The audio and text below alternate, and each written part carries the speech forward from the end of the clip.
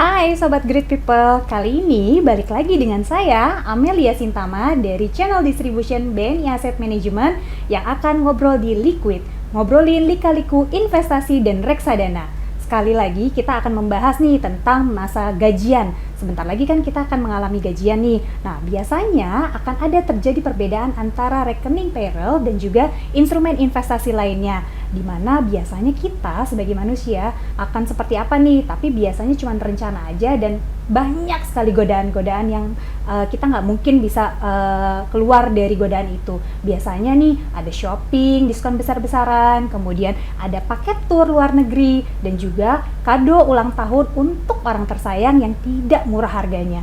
Kali ini saya tidak sendirian nih untuk membahas semua tentang instrumen investasi dan reksadana, karena saya akan ditemani oleh Pak Leonardo dari Partnership Division dari Phillip Sekuritas. Halo Pak Leo, Halo, apa kabar? selamat siang Mbak Mel, Halo, kabar baik. Alhamdulillah. Pak, gimana nih Pak kalau kita ngobrol masalah tentang gajian nih, kayaknya amat sangat penting ya buat kita ya. Ya. Mungkin Pak Leo kalau saya boleh tahu nih, ini kan kita ada di sini ada kopi nih. Betul. Kalau Bapak boleh tahu Bapak nih senang kopi apa sih Pak kira-kira?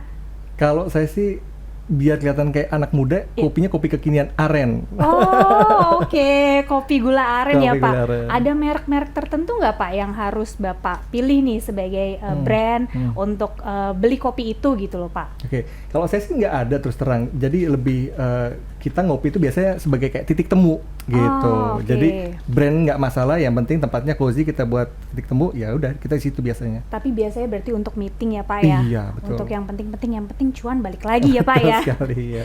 Oke nih Pak, kalau misalnya dari sisi kita nih kan kita ngebahas tentang masalah gajian ya Pak. Gajian itu penting dan sakral. Nah, kalau boleh nih Pak, biasanya dengan Bapak nih budget nongkrong yang sudah dibuat gitu ya, kemudian dialokasikan di pengeluaran rutin bulanan, itu gimana sih Pak cara mengalokasikannya? Oke, kalau saya sih menganut teorinya juga gitu kan. Oke. Jadi kita memang harus membagi-bagi pendapatan kita gitu Iya, kan. betul. Kalau saya sendiri 4-4-2 gitu, 40%, 40%, 20 gitu. Oke, gaya baru ya Pak, 40-40-20. Iya. Apa aja tuh Pak? 40? Jadi 40 itu cicilan, kita Oke. selesaikan, di situ 40, kemudian 40 kedua itu adalah uang untuk operasional, termasuk itu nongkrong di situ.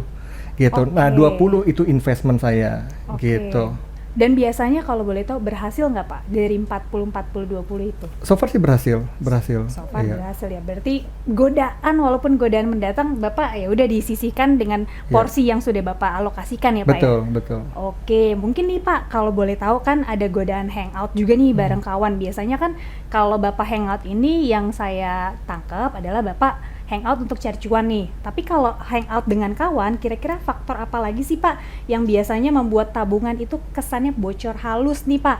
Bahkan bisa dikatakan habis biasanya. Oke, kalau yang bikin bocor utamanya ya itu bisa kita udah hangout, muncul tuh ide-ide yang kita kesini kesana gitu kan, yang mana itu mengeluarkan dana gede. Misalnya kalau saya kebetulan kan suka diving gitu kan, Wow, nah kadang-kadang kita ngumpul, kita pengen sini nih, nah itu budgetnya lumayan gede tuh kan, nah itu tuh yang kadang-kadang yang repot di ini. Kalau cuma nongkrong-nongkrong biasa sih nggak terlalu sebenarnya kan. Tapi biasanya berarti dari pertemuan itu ternyata lebih luas lagi ya cakupannya Iya, ya Pak. betul. Tidak hanya bertemu untuk ngobrolin masalah diving Betul. biasanya. Oke Pak, mungkin kalau boleh saya tanya lagi nih Pak untuk detail selanjutnya. Kira-kira kapan sih Pak idealnya investasi di reksadana bagi kaum yang gajian gitu? Oke, pertama ada idealnya tuh yang paling pertama adalah sekarang, Oke. gitu kan. Yang kedua adalah setiap bulan. Yang ketiga adalah kalau bisa 2 atau 3 hari setelah gajian itu dibuat secara auto debit, gitu. Oke, berarti memang dari kitanya harus komit ya Pak, Betul. harus komit Ya. untuk ada porsi di mana mesti gajian itu ada waktunya ya, Iya, jangan sampai betul. tenornya lewat gitu ya Pak ya. Betul. Kalau misalnya selain itu Pak, reksadana jenis apa sih Pak yang paling cocok untuk mereka yang kesannya sering mengalami bocor halus pada tabungannya mereka?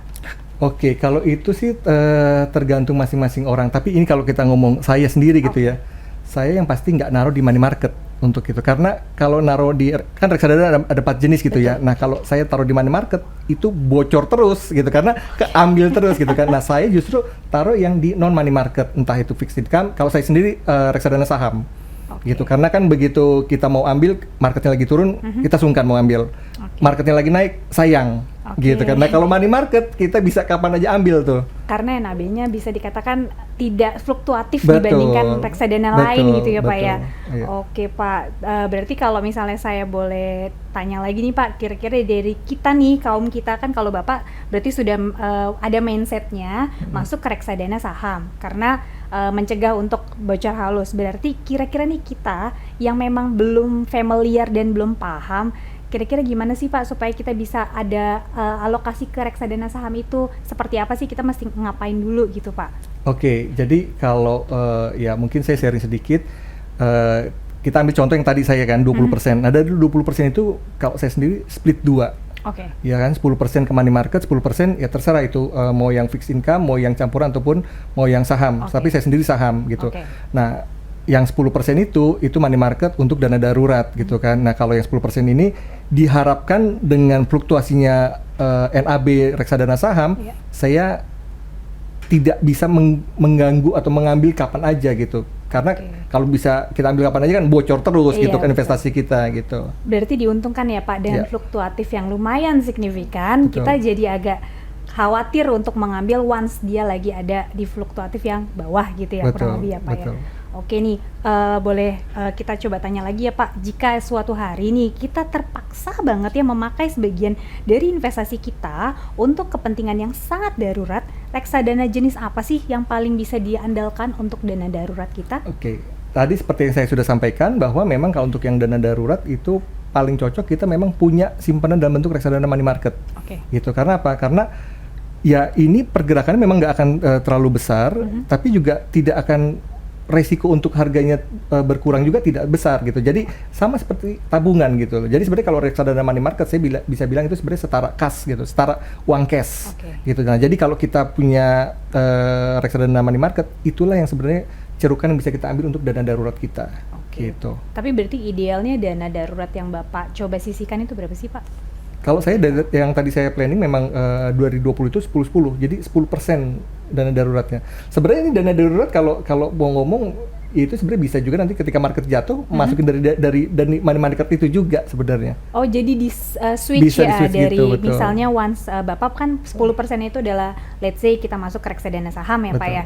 Berarti 10% once dia ada fluktuatif down, berarti Bapak top up lagi ya atau subs lagi di reksadana saham ya. Sehingga tiap bulannya Bapak terus akumulasi untuk investasi di reksadana saham. Oke Pak. Kalau boleh tahu nih Pak, tips dan trik apa aja sih yang Bapak bisa berikan agar tabungan dan investasi kita tidak mengalami bocor halus, baik karena keinginan sesaat ataupun yang bersifat darurat? Oke, yang pertama yang paling awal itu adalah kita perlu disiplin sih. Itu tadi itu yang nggak bisa diganggu gugat, itu disiplin harus kita lakukan. Ya tadi 40-40-20 kalau saya, tapi orang-orang lain boleh terserah ada yang 30-30-40 gitu kan. Itu preferensi masing-masing gitu ya. Nah, tapi yang pertama kita lakukan, kita harus disiplin di situ. Nah, kita udah lakukan disiplin, kita punya investasi dalam bentuk reksadana, either itu money market ataupun reksadana saham. Nah, itu yang kita terapkan untuk keseharian atau bulanan kita ya. Kalau nanti pun memang harus ambil dari money market ini, tapi sebisa mungkin jangan dipergunakan. Gitu, disiplin intinya sih. Berarti tetap sebenarnya kita punya time frame, kita kan punya preference juga ya Pak untuk kedepannya. Why Bapak kasih alokasi 40-40-20 itu sebenarnya memang ada time frame kedepannya gitu ya Pak. Nah, kalau dari sisinya Bapak 40-40-20 sebenarnya bukan baku skemanya ya Pak. Bisa jadi mungkin kalau saya preferensinya mungkin 40-30-20-10 gitu ya. Dengan posisi itu berarti Bapak, kalau saya boleh tangkap lagi, Bapak lebih menggalakkan kita untuk mulai investasi di reksadana saham ya Pak. Karena memang investasi itu untuk kedepannya kan kita lihat returnnya itu bukan dalam jangka waktu 1 tahun 2 tahun gitu ya Pak ya. Oke, menarik sekali nih Pak. Berarti banyak banget sih yang bisa kita tarik kesimpulan dari informasi yang Bapak sampaikan. Itu mungkin Bapak boleh kasih sedikit closing statement nih buat kita nih, kalau kita kaum yang gajian gitu ya. Kaum gajian kan pasti banyak nih. Saya sendiri mengalami sih Pak, bocor-bocor di mana-mana tuh sedikit, lama-lama kan kita nggak sadar nih. Nah, itu gimana sih Pak supaya kita bisa lebih aware lagi? Ya, Yang pertama tadi disiplin itu dilakukan gitu ya. Kalau bisa sebisa mungkin apa yang sudah kita buat auto debit itu kita jangan utak-atik. Jangan sering-sering ngelihat apps untuk trading gitu. Jangan deh. Itu yang mengganggu kita biasanya. Kita lepaskan itu ya, kita hidup dengan 80 yang kita sudah planning di depan gitu kan. 40 untuk biaya-biaya cicilan dan lain-lain, 40 untuk yang operasional sehari-hari gitu kan. Nah, kita disiplin di sana, harapannya ya yang 20 ini nggak akan terganggu gitu kan. Nah, khusus untuk karyawan ini penting banget 20, karena apa? Kalau teman-teman punya BPJS, teman-teman lihat di situ ada JHT gitu kan. JHT itu pemerintah lakukan untuk Bapak Ibu, harapannya di hari tua nanti diambil. Nah, pemerintah aja melakukan, kenapa kita nggak menyimpan juga seperti itu? Setiap bulan kita belikan reksadana saham gitu ya. Nah, itu nanti setelah kita pensiun baru itu kita pergunakan untuk dana pensiun kita. Gitu. Itu ya kalau yang terbaik untuk seorang karyawan menurut saya gitu. Berarti menarik banget nih Pak, kalau saya boleh ambil kesimpulan, berarti Bapak memang memberikan kita inspirasi untuk mulai investasi di reksadana, yaitu ya kalau bisa time frame yang panjang. Betul. Gitu ya Pak.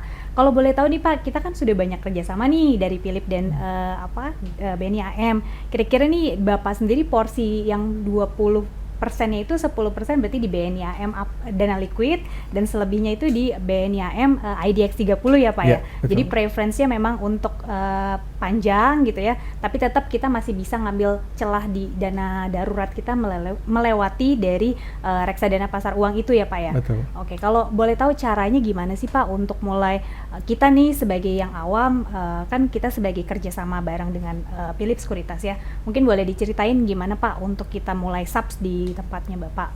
Oke.